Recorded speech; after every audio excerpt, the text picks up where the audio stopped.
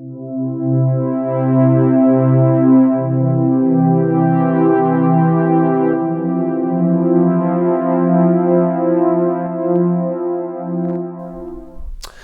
some thoughts for today, the Fifth Sunday of Lent. Sir Don McCullum, the world-famous war photojournalist, brought home many disturbing images from the war in Vietnam. One such image was titled "Shell-Shocked US Marine." One commentator described the image with these words: "The Marine was swallowed by the night.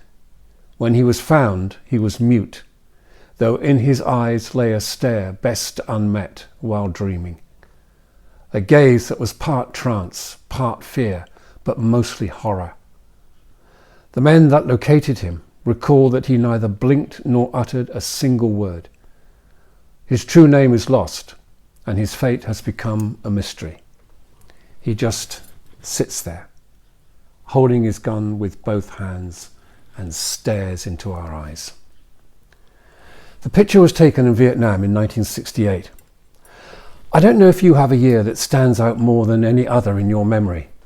Maybe because of events around the world or your own personal experiences, one year more than another becomes more significant for you. For me, 1968 was such a year. I shall always remember this year as one of awakening, of hope and change. There was Dubček and his Prague Spring. In Vietnam there was the Tet Offensive and the horrific My Lai massacre, which prompted huge protests in Grosvenor Square and a massive change in popular opinion towards the war. The students brought the French government to its knees. At the Mexico Olympics, Black Power raised its triumphant and angry fists on the victory podium. We were putting flowers in our hair and going to San Francisco with Scott McKenzie. However, the cross amidst all these events was never far away, as Martin Luther King was assassinated and Robert Kennedy was shot a few months later.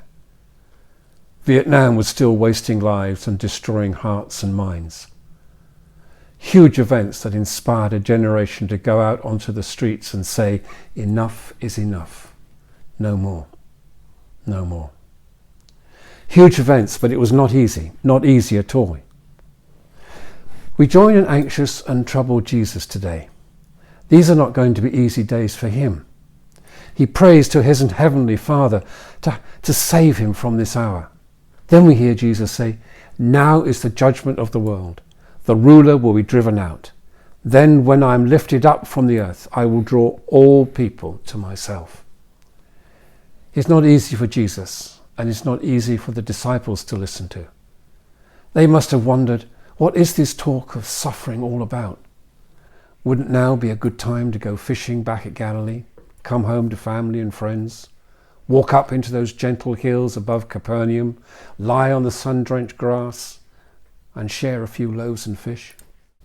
No. Despite feeling troubled, Jesus is set on meeting the inevitability of the cross. Perhaps, though, Jesus echoes these words spoken by Martin Luther King just before he died. "Lord, I have taken a stand for what is right, but now I am afraid. The people are looking to me for leadership. If I stand before them without strength and courage, they too might falter. But I am at the end of my powers. I have nothing left. I cannot face it any longer." These were not easy times, easy days for Jesus and his dear friends and fellow travellers. So today we have met a troubled Marine and a troubled Jesus. Our Marine demonstrates the massive futility of war and the fact that we are still willing to throw precious and unique lives in the way of speeding bullets and exploding bombs. That is still the way in which we want to deal with our differences. We still glory in our stupidity, organise parades, wave flags and hide the hurt and maimed away. Meanwhile, our shell-shocked Marine stares at us with empty eyes and says, "Really? Really?" Beside our Marine, we look at the troubled and suffering Jesus, who despite it all looks at us with hope and love. He says, "Look at me and see my compassion, my forgiveness and my love. Put down your differences. Like the Greeks at the beginning of our reading today, who had the reputation for being great travellers and searchers after truth. Jesus wants us to travel to him and with him and seal and feel his truth. These are not easy times. These are not easy times either. The times need you. The beauty and love which you hold and which the world around you longs to receive. These times can be special because of you. So keep well, keep safe, and God bless.